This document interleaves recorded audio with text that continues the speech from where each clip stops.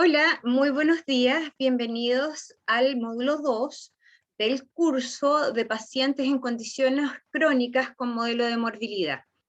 Lo primero que vamos a hacer el día de hoy es que les voy a compartir la presentación para que podamos revisar los contenidos.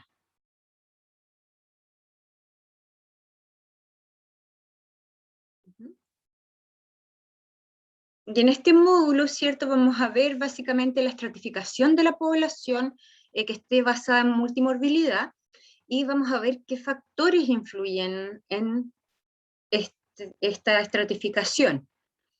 Primero vamos a revisar la situación internacional y nacional, después vamos a ver por qué ha aumentado la prevalencia de las condiciones crónicas, cuáles son, cuáles afectan más a nuestro país, y vamos a terminar con los factores de riesgo asociados a las condiciones crónicas que nos van a dar la base para tener una visión objetiva sobre qué aspectos tenemos que cambiar en las intervenciones para que éstas sean efectivas. Bueno, y antes de hablar de estadísticas, es importante que revisemos el concepto de multimorbilidad, porque no está tan claro, ¿ya? No porque uno no lo haya escuchado, sino que porque es un concepto que ha ido cambiando mucho a lo largo del tiempo, ¿ya? Ahora, en qué coinciden prácticamente todos los autores, es que es la coexistencia de dos o más condiciones crónicas en una misma persona.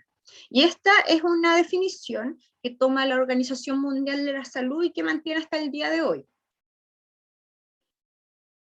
Ahora, según Salisbury, este concepto, ¿ya?, es en el que tienen que estar enfocados todos los servicios de salud, sobre todo los de países desarrollados, ya que la multimorbilidad, la presencia de patologías crónicas en una sola persona, genera un gran costo económico para los servicios, ¿ya? Por un tema de que la población ha ido envejeciendo, la población hoy día es más longeva, por lo tanto el tiempo que mantiene estas enfermedades es muy alto, y la carga económica para los centros de salud es alta también. Ahora, para comprender la multimorbilidad es necesario que la definamos, ¿cierto? Y como decíamos, es un concepto que ha ido cambiando a través del tiempo, ya que en un inicio era muy reduccionista la definición, y se centraba básicamente en que en la cantidad de las patologías crónicas que tenía una sola persona, ¿ya? Que eran dos o más. ¿Ya? Pero esta es una mirada muy reduccionista, ¿ya? Porque no considera otras variables que son muy importantes en el individuo, ¿ya? Por ejemplo, no se considera la complejidad de estas patologías, las consecuencias que tienen las personas, ¿ya? Y el tipo de comorbilidad, el tipo de morbilidad, cómo se relaciona entre sí, ¿ya? Entonces, es necesario que nosotros entendamos el concepto de carga de enfermedad, ¿ya? Eh, y la carga de enfermedad es entendida por la cuantificación de las enfermedades eh, presentes en la población, qué impacto, qué tan limitantes son las enfermedades crónicas que presenta un individuo. Ahora, otro término importante que debemos revisar es el concepto de comorbilidad, ¿ya? El concepto de comorbilidad, si bien se asemeja a simple vista, tiene grandes diferencias, ¿ya? La comorbilidad es una enfermedad adicional previa o que aparece durante el curso de una patología, pero es una patología índice, ¿ya? Y no necesariamente es una patología, también puede ser una condición, como el embarazo o como un aborto espontáneo, por ejemplo. Entonces tenemos cierto que comorbilidad es se describe como las condiciones médicas que existen al momento de que se realiza el diagnóstico de la enfermedad índice, un poco más tarde, pero no es consecuencia de la enfermedad índice, necesariamente. En cambio, el concepto de multimorbilidad son patologías crónicas que en mayor o menor medida están relacionadas, y más mayor que menor, digamos.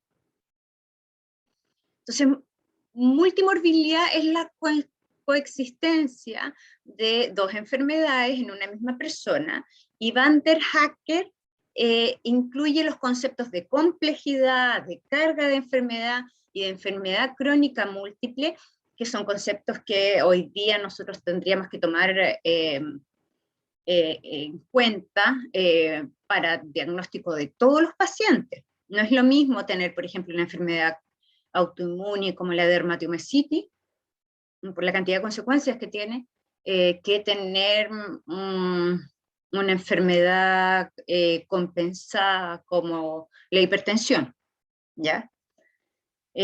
Ahora, las enfermedades crónicas no transmisibles van a formar en la actualidad uno de los mayores retos de los cuales enfrenta los servicios de salud a nivel mundial. Entonces, multimorbilidad es la coexistencia de varias enfermedades crónicas, y que obviamente empeoran la calidad de vida de las personas, ¿ya? Ahora, según la Organización Mundial de la Salud, las enfermedades no transmisibles matan a 41 millones de personas cada año. O sea, si ustedes empiezan a desglosar las cifras, ya es lo que equivale al 71% de las muertes que se producen en el mundo, que es una cifra inmensa. Y estamos hablando de muertes, no solo años perdidos de salud. Entonces, cada año mueren por enfermedades no transmisibles 15 millones de personas entre los 30 y los 69 años de edad, que es más del 85% de las muertes prematuras que ocurren en los países de ingresos bajos o medios. ¿Por qué bajos o medios? Porque se ha observado que las personas que tienen este tipo de ingresos consultan de manera esporádica a los centros de salud y tienden a saturar las urgencias, porque consultan cuando ya tienen síntomas significativos. Por lo tanto, el pronóstico es peor. Ahora, las enfermedades cardiovasculares constituyen la mayor cantidad de muertes por enfermedades no transmisibles, que corresponde a 17,9 millones cada año. Y después les sigue el cáncer con 9 millones, las enfermedades respiratorias con 3,9 millones y la diabetes con 1,6 millones. Ahora, estos 4 grupos de enfermedades son los responsables de más del 80% de todas las muertes prematuras por enfermedades no transmisibles. Y para la presencia de esta enfermedad, de estas enfermedades, vamos a encontrar muchos factores de riesgo que se pueden modificar. Hay otros que es difícil, pero hay muchos que se pueden modificar, como son el consumo del tabaco, la inactividad física, el uso nocivo de alcohol y las dietas poco saludables, ¿cierto? Nosotros ahora dentro de nuestro país ya hace mucho tiempo que superamos la desnutrición. ¿Ya? Nuestro problema hoy día es como los trastornos alimentarios por malnutrición, o los trastornos alimentarios por exceso, ¿ya? Y estos factores, obviamente todos, en conjunto, van a aumentar el riesgo de morir prematuramente o perder una carga importante de la calidad de vida, empeorar la calidad de vida. Ahora, desde este nuevo paradigma, la detección, el cuidado y el tratamiento, igual que los cuidados paliativos cuando ya las enfermedades están instaladas y agravadas, son componentes fundamentales de respuesta como centros de salud, ¿ya?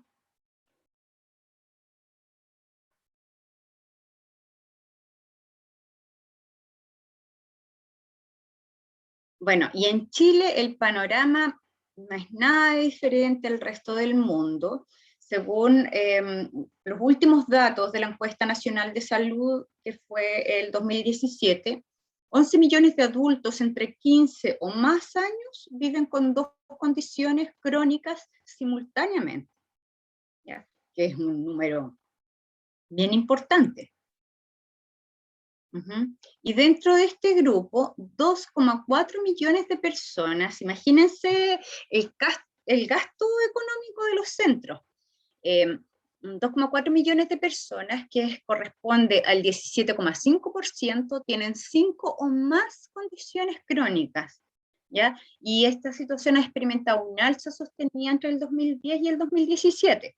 ¿Ya? No es que nosotros hayamos implementado estrategias que por lo menos hayan mantenido las cifras. Esto tiene una alza exponencial.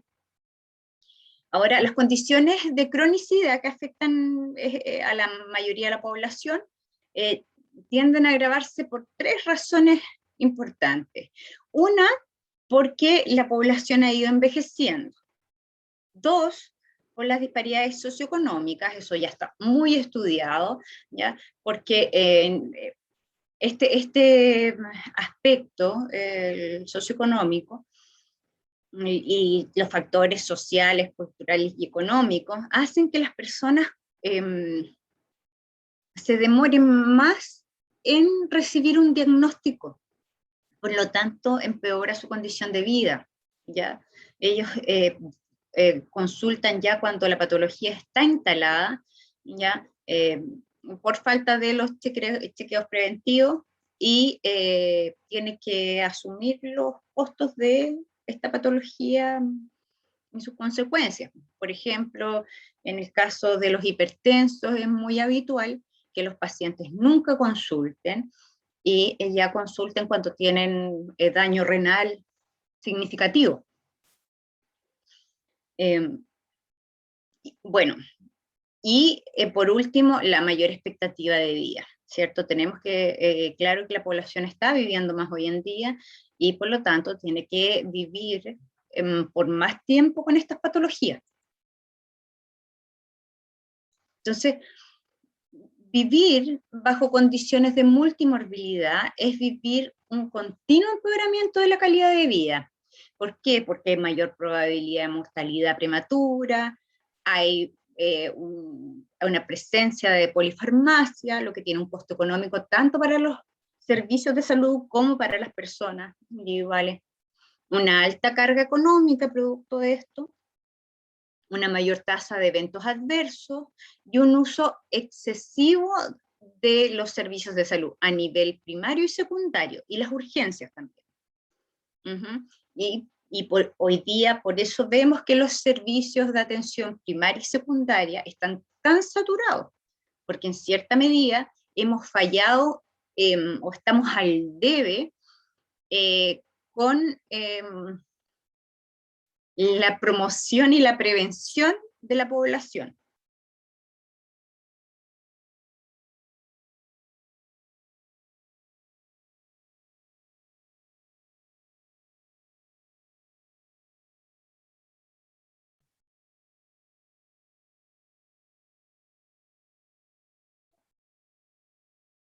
A ver, un segundo.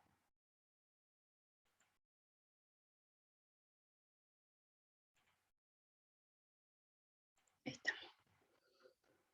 Ahora, existe consenso internacional que indica que la forma de intervenir estas patologías no es la que estamos utilizando, ¿ya? Las investigaciones señalan que la atención debería estar centrada en las personas para poder abordar la multimorbilidad de una manera eficiente, ¿ya?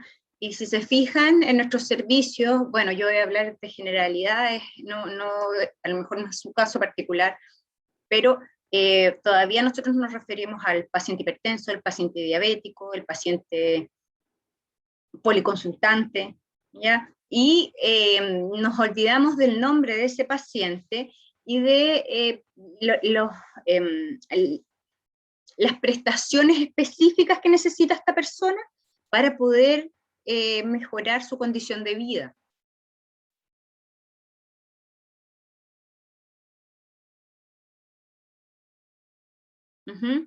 Entonces, actualmente, las prestaciones que se entregan en atención primaria se basan en la oferta disponible, ya que es lo que realizamos todos los años en la programación, ¿cierto? En relación a la estadística nacional y local que tenemos, ¿ya? Y no en las necesidades efectivas de salud de la población a cargo. Y si nosotros nos fijamos, sobre todo en las características geográficas que tiene nuestro país, las poblaciones son completamente diferentes.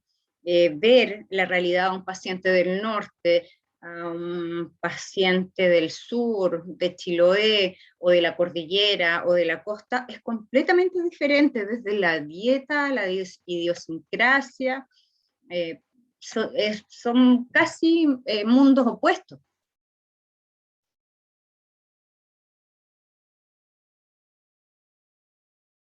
Entonces, como consecuencia, la capacidad efectiva de abordaje de personas en situación de multimorbilidad en nuestro sistema de salud, tanto público como privado, yo no estoy haciendo distinciones, ¿ya?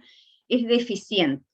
De hecho, por ejemplo, en la atención pública hay muchas más como oportunidades de hacer diagnóstico preventivo, ¿ya? En la salud privada prácticamente son inexistentes si es que el mismo paciente no las busca. Entonces, la mayoría de los pacientes buscan soluciones que son episódicas, consultan cuando se sienten mal, ¿ya? Y la mayoría de las consultas se dan en los servicios de urgencia.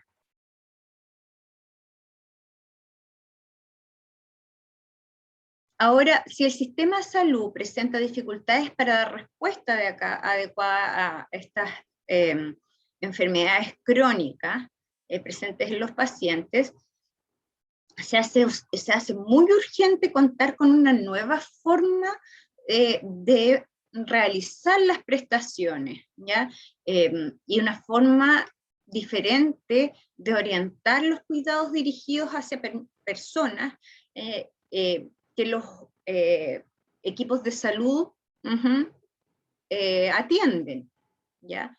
Y se busca cambiar las prestaciones que tenemos actualmente a prestaciones integrales, ¿ya? Que estén basadas en las necesidades o en los riesgos que tiene la población. Ahora, el aumento de las prevalencias de condiciones crónicas lamentablemente es una realidad, ¿ya? Chile se encuentra en una etapa de transición epidemiológica. ¿Qué significa esto? ¿Ya? Que Chile presenta un incremento de las prevalencias de enfermedades crónicas no transmisibles, o sea, las cardiovasculares, cáncer, respiratorias, crónicas, la diabetes, cirrosis hepática y otras muchas. Ahora, las enfermedades crónicas no transmisibles representan 2/3 de la mortalidad de la población adulta en Chile. Entonces nosotros en este momento nos encontramos como utilizando un modelo que tiene claramente falencias y limitaciones, ¿ya? Y dentro de esas limitaciones está la resistencia al cambio de la población, ¿ya?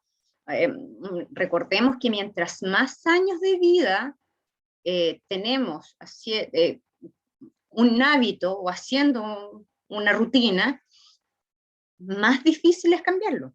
Por eso la salud debería estar orientada a la prevención y a la prevención temprana en la población infantil.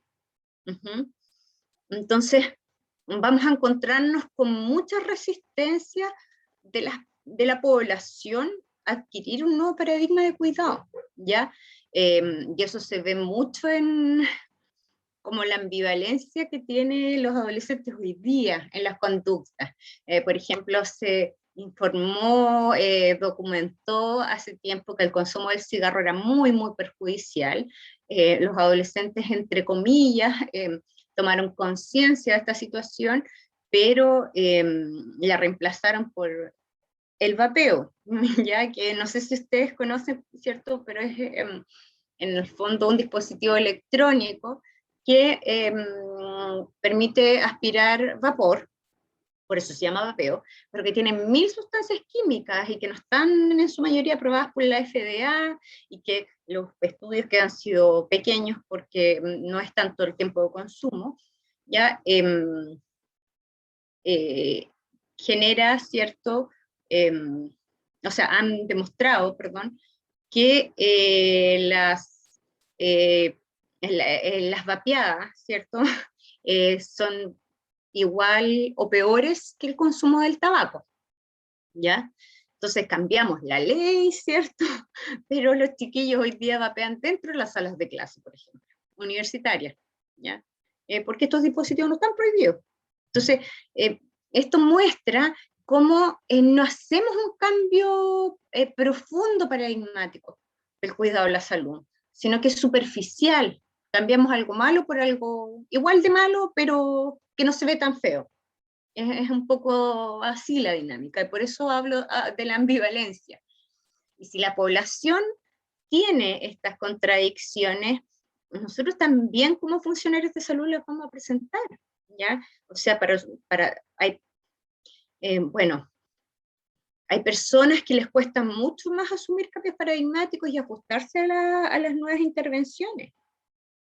Por eso es tan importante que las intervenciones se hagan, incluyan a los equipos interventores, porque obviamente se motivan más por cambiar la forma de hacer las cosas, y también para ellos es vivido con más coherencia.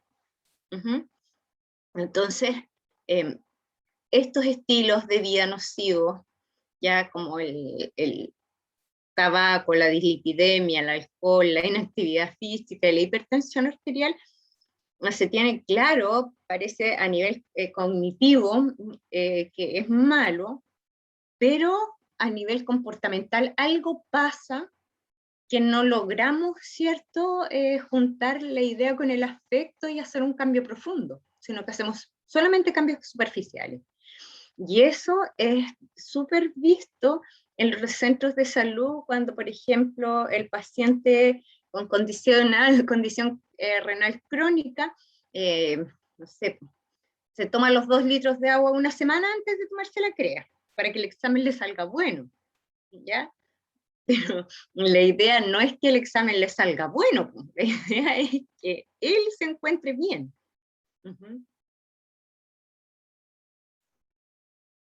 Bueno, y a todo esto que hemos hablado se le suma, ¿cierto?, la guinda de la torta, que es el contexto sanitario actual, ¿ya? Con una pandemia está muy sabido, se ha visto muy claramente que los pacientes no acuden a sus controles, ¿ya? El retraso y la cancelación de los controles de enfermedades en los meses como más difíciles de la pandemia ha sido significativo, ya primero por los temas de confinamiento, y segundo porque la población, aunque tuviera permiso para ir, no se atrevía a hacerlo por temor a contagiarse. Entonces, eso sería una de las principales causas del aumento de las patologías descompensadas, que es, según los organismos sanitarios, la segunda pandemia que se nos viene.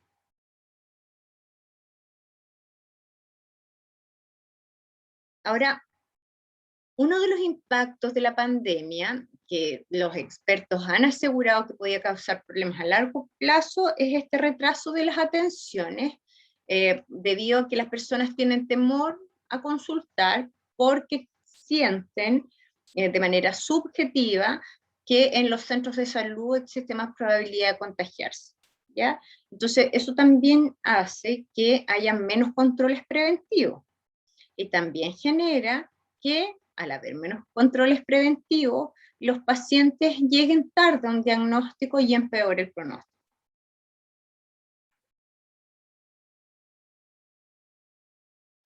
Ahora, por otro lado, los datos reflejan que hay una mayor predisposición al contagio en pacientes con diabetes u otras enfermedades crónicas y un peor pronóstico por las complicaciones que pueden presentar, ¿ya?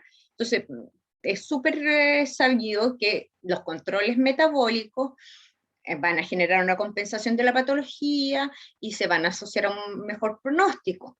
Pero esta condición no se está dando porque los pacientes no están consultando por medio de contagiarse. Entonces se genera como una suerte de círculo vicioso, como bola de nieve, donde no consulto para no irme a contagiar y me descompenso. Entonces si me contagio tengo más probabilidades de generar como de tener ciertas consecuencias desfavorables en mi salud.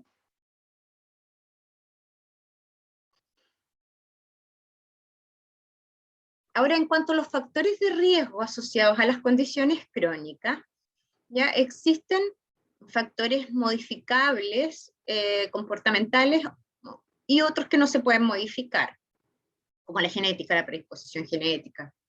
Uh-huh. Dentro de los factores de riesgo comportamentales modificables y a los que tenemos que apuntar, como toda nuestra energía en realizar intervenciones preventivas, ¿ya? Están el consumo del tabaco, la inactividad física, las dietas malsanas y el uso nocivo del alcohol, ¿ya? Porque aumentan el riesgo de enfermedades no transmisibles. Ahora, yo les puedo asegurar que las estadísticas, bueno, ahora no tenemos tantos números porque todos nuestros esfuerzos están centrados en el tema de contener la pandemia, ¿ya? Pero yo les puedo asegurar que cuando hayan cifras, todos estos factores se dispararon en la pandemia. Uh-huh. Yo no lo ve en la población que llega más descompensada. Uh-huh. Ahora, el tipo de cáncer, perdón, aquí me faltó una palabra, el tipo de cáncer que más vidas cobró el 2020 fue el cáncer pulmonar, con un 1,8 millones de decesos, ¿ya? Y es importante aclarar que el consumo del tabaco durante un prolongado tiempo deja secuelas, o sea, no es que uno deje de fumar y se acabó el riesgo. No es así, ¿ya? Cuando uno deja de fumar, tiene que pasar por lo menos 15 años, ¿ya? Para poder observar un descenso en el riesgo, ¿ya? Ahora, eso es en el caso de los fumadores, pero tampoco estamos considerando el consumo pasivo del tabaco, ¿ya? Que en promedio un 27% ha aumentado ya en el periodo del 2005 al 2009.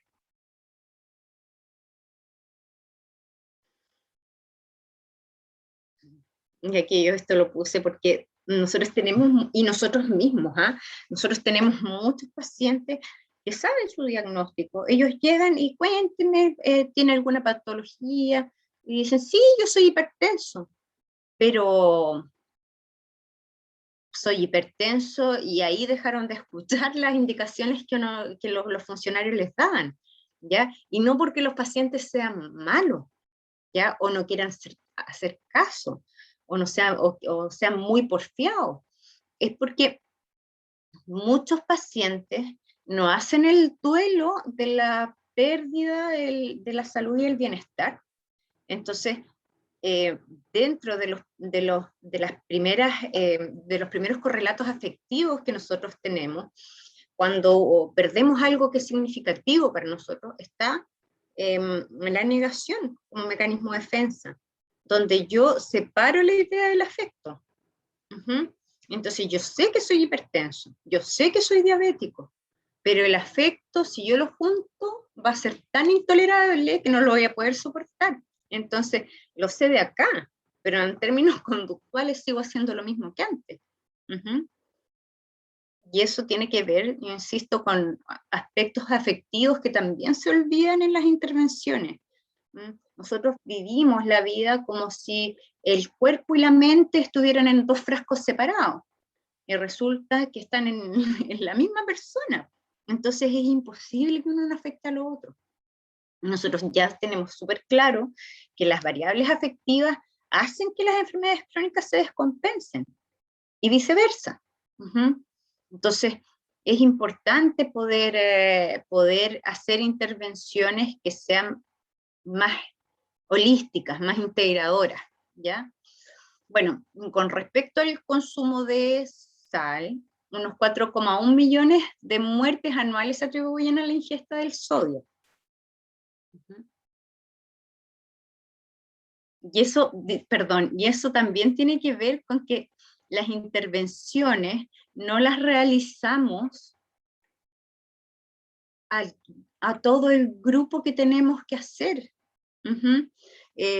Porque nos llega el paciente hipertenso, le explicamos esto al paciente hipertenso, pero el paciente hipertenso a lo mejor no es el que cocina en su casa, es su señora, que es buena para la sal, pero no es hipertensa, y sigue haciendo los alimentos de la misma manera.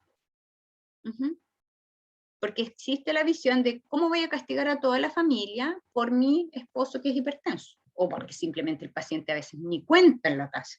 Entonces, tenemos que hacer, hay un autor que se llama Ulrich Pfaffenbrenner, que habla, ¿cierto?, del mesosistema, del exosistema y del microsistema que es la persona.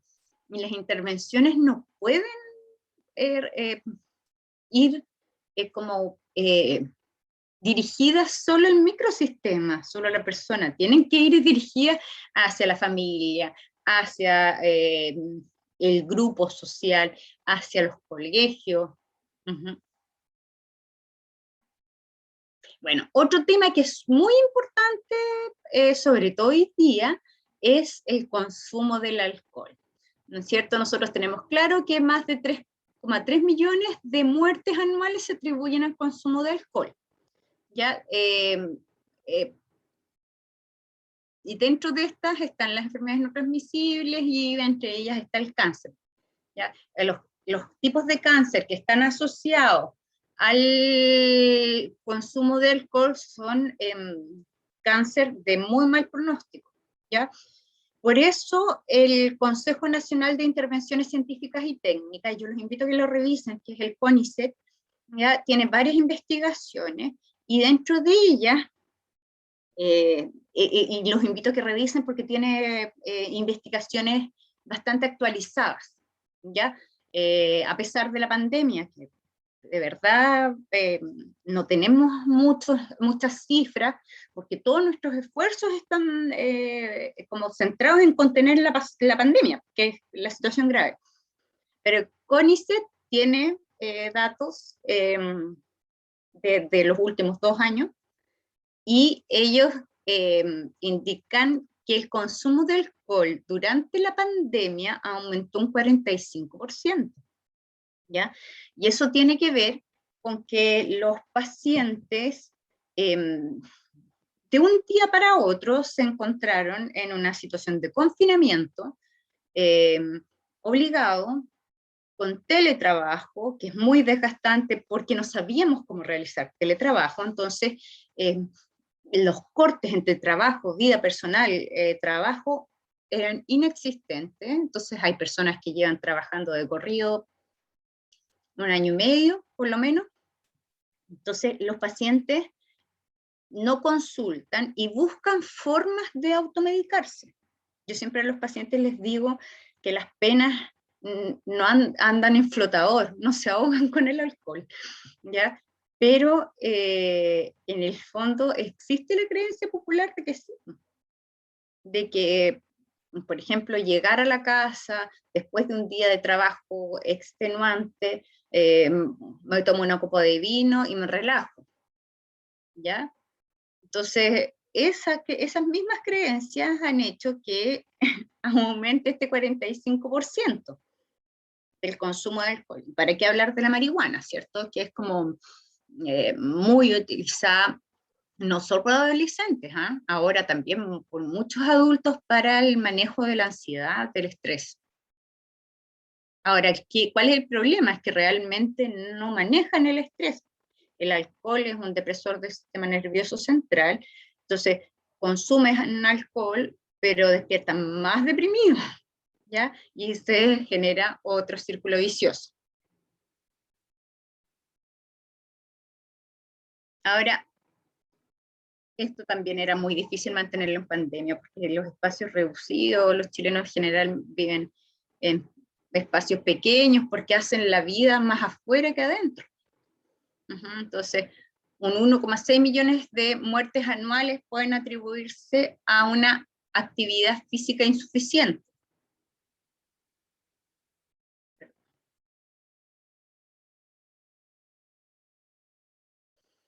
Ahora, otros factores de riesgo que existen son los factores de riesgo metabólicos.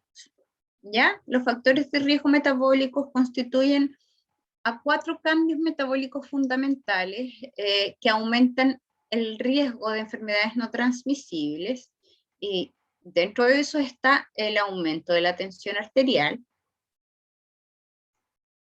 que va a depender también de la genética, el sobrepeso y la obesidad, ¿ya? ¿Por qué pongo aquí niños pequeños, gorditos, rebosantes de dulces?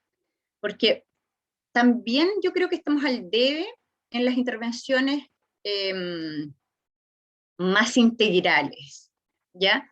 ¿Por qué? Porque llega el control y le decimos a esta mamá o a este papá, no le dé dulce, no le dé bebida, no haga esto, no haga esto otro, ¿cierto? Pero nos olvidamos que este papá o esta mamá, hablemos de mamá, aunque a mí me carga esto de echarle la culpa a las mamás, pero esta mamá, que antes no trabajaba históricamente y ahora se tuvo que incorporar a la vida laboral, trabaja 8 horas, 8 o 9 horas, más una hora de transporte, ¿ya? Y llega a la casa con suerte a las 8:30, 9, y se encuentra con este niño pequeño que le dice, ah, mamá, volviste, yo pensé que no ibas a volver. Y la mamá ahí con un nudo en la garganta, ¿qué hace? Saca de su cartera, mira lo que te traje, porque es su forma de compensar la ausencia. Las mamás no están felices con dejar a los niños pequeños o al cuidado de otras personas, o a veces sin cuidado. Las madres, los padres en general se sienten muy culpables y son muy culpabilizados por la sociedad. Entonces, una forma rápida, fácil y que deja contento a todos es la compensación con comida o con cosas. Uh-huh. Por eso es tan importante decirle a los niños que no. Si no, no nos quejemos de la taxonomía transgeneracional que hay hoy. Ya no nos quejemos de los millennials ni los niños de cristal. Bueno, la hiperglucemia, ¿cierto? Que son las concentraciones elevadas de glucosa en la sangre. Nosotros sabemos que tiene un correlato como fisiológico, hereditario, ¿ya? La hiperlipidemia, que son las concentraciones elevadas de grasa en la sangre. Y en términos de muertes atribuibles, el principal factor de riesgo metabólico es el aumento de la presión arterial, ya que se le atribuyen un 19% de las muertes a nivel mundial, ya siguió por el sobrepeso y la obesidad y el aumento de la glucosa en la sangre.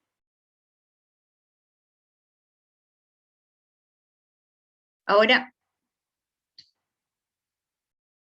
si nos cuesta hacer intervenciones que sean amplias, que abarquen todos los factores, ¿ya? En el ámbito fisiológico, en el ámbito de la salud mental, son prácticamente nulas, a pesar de que sabemos que las patologías de salud mental van a influir de manera significativa en que un paciente siga las indicaciones, en que un paciente haga los tratamientos de manera adecuada.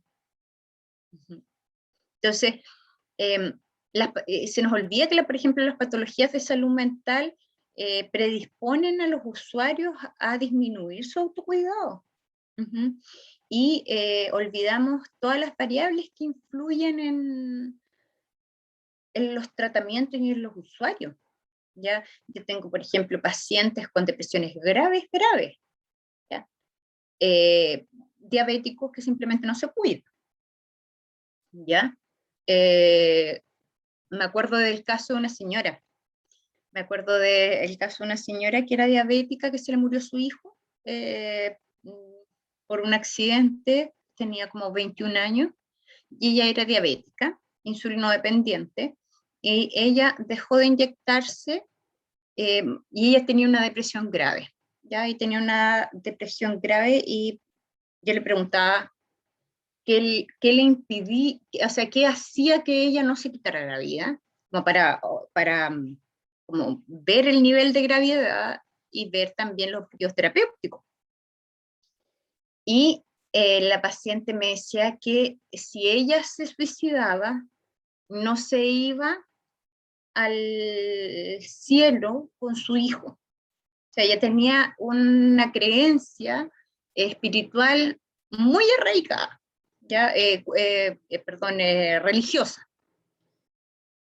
Entonces, nadie se le había ocurrido decirle que también el tema de no inyectarse o no cuidarse en su patología crónica también era una forma de suicidarse. Si nosotros tenemos información como amplia de la familia, de la población, de la parte espiritual, de la cosmovisión, tenemos más herramientas de intervención para que los pacientes estén bien, para que los pacientes también sí se hagan responsables de su proceso de salud.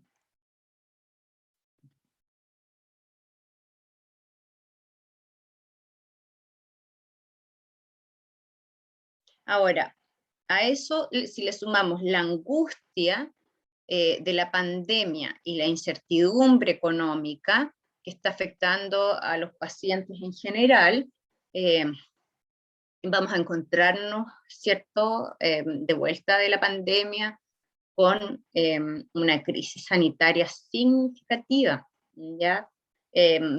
No solo de la salud mental, que yo puse de la salud mental, pero no solo de la salud mental, sino que de toda la salud de todos los usuarios.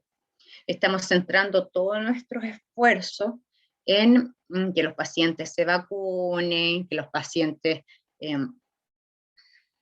se cuiden, que mantengan la distancia, que usen mascarilla, y todas como todas las conductas que nos permiten mantener controlada la pandemia, pero se nos están olvidando, no es que se nos estén olvidando, sino que en todos los centros de salud tenemos recursos limitados, ¿ya? Por lo tanto, nosotros vamos a intervenir en, en la gravedad de la situación de la pandemia, ¿ya? Que es lo que en este momento está generando mayor cantidad de muertes.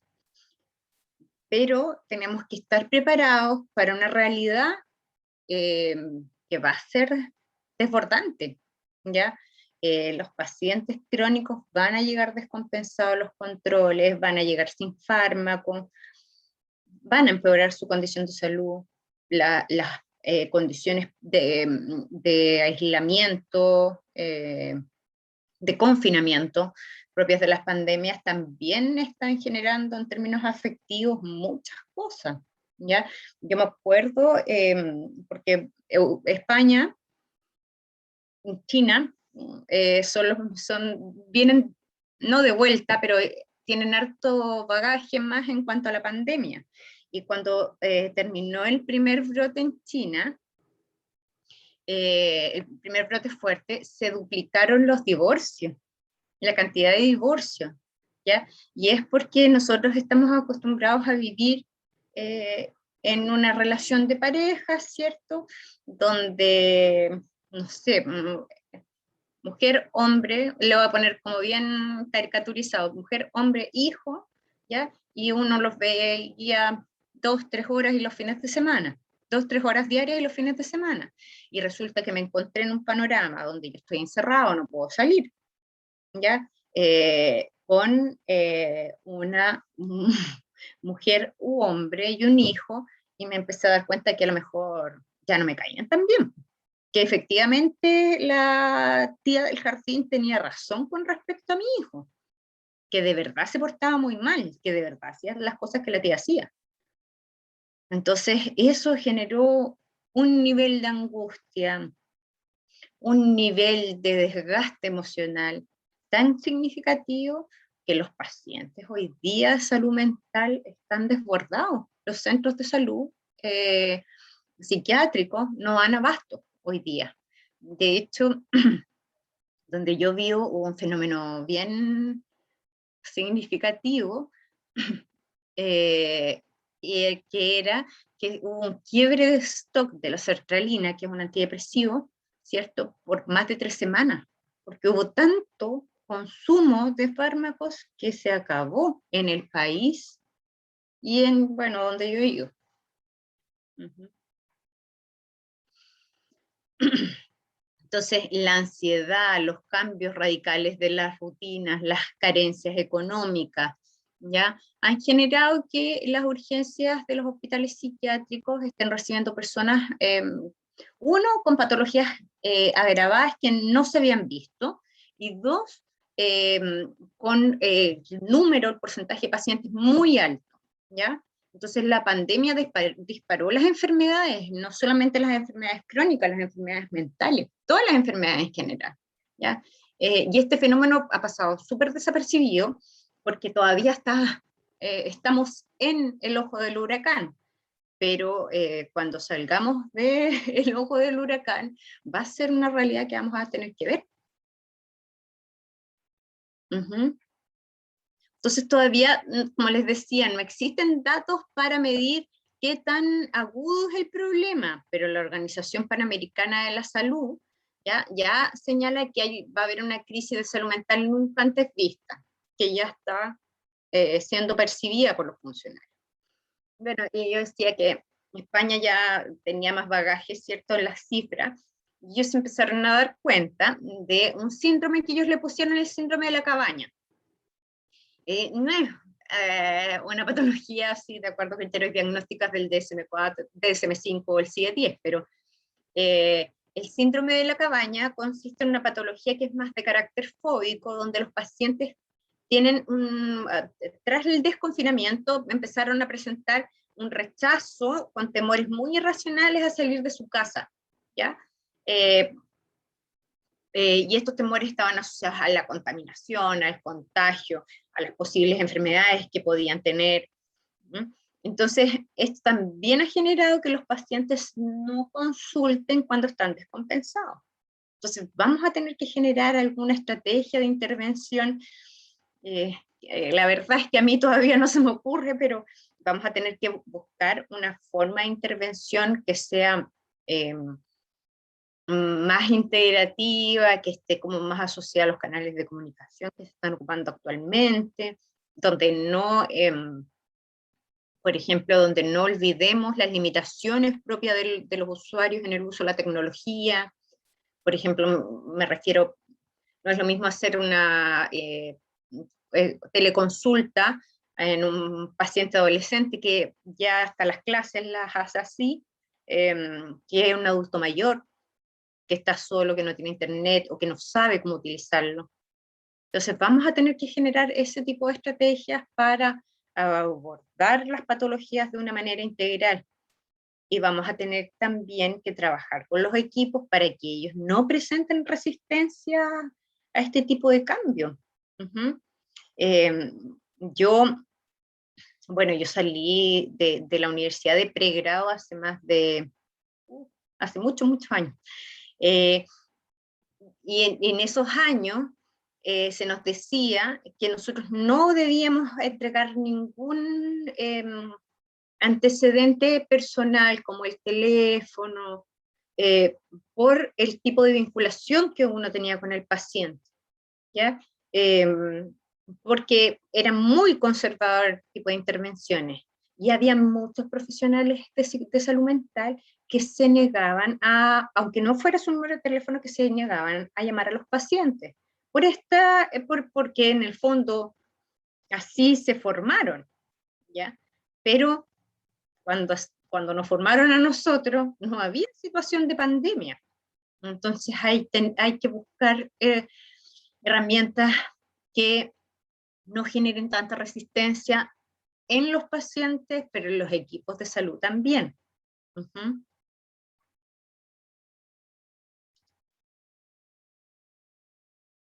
Bueno, y eso es todo por el día de hoy.